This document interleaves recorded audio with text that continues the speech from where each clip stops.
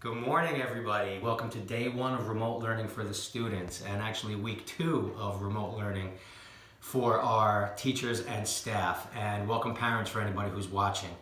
For these first 5 days, I plan on posting a video that, if you practice these, can hopefully help you cope with stress and anxiety in a tight, confined space. These are very simple movements to help to align your body and the chemicals in your brain.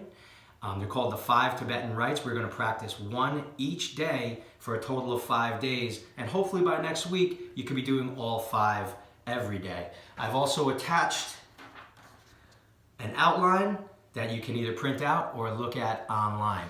So you may be asking why I'm actually posting this video. You can look this up and see other people perform these actions. There's a couple reasons. One is for the goof factor. I'm hoping that you guys can get a laugh out of this. Number 2, I'm not the most flexible person, much like many of you guys. So I want you guys to see how a regular person does these moves. And number 3, I want you guys to see my face, because I want you guys to know that we're all in this together, and we're all going to get through this together. So our first move is called the universe move. It's spinning clockwise. So this actually helps a lot of adults. It's going to be great for kids, and it's going to help us to strengthen our vestibular gland.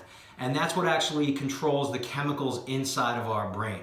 A lot of times as adults, if we spin around, we get motion sickness and don't feel very good. I have terrible motion sickness, so bear with me when we do this. What you do is you stand with your feet close together, not completely quick on that feet, babe. Don't linger on my feet. And you put your arms straight out at your sides. And what we're going to do is we're going to spin around a total of 21 times. I'm not going to do it 21 times. I'm just going to demonstrate it for you because I don't want to vomit on the camera. As we're moving, we're keeping a focal point. In this case, for me, it's the camera, and I'm twisting my head around to stay on that focal point. 4, 5, I'm already getting dizzy. 6, 7, 8, 9, 10, 11, 12. I'm going to stop there.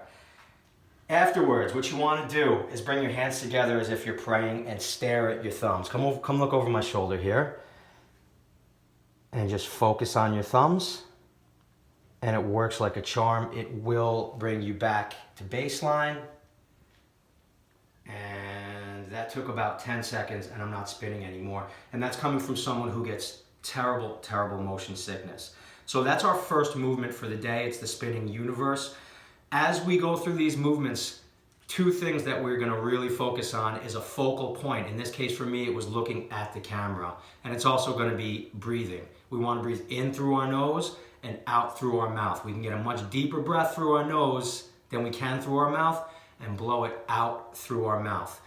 So that's it for day 1. Check back with me tomorrow, but we're going to finish every one of these with a hug. If you guys are indoors and you're with someone, regardless of how you feel about them, it's really important that we give a hug. So babe, give me a hug. I love you. Very important to our emotional health that we keep the contact, okay? Love you guys. See you tomorrow.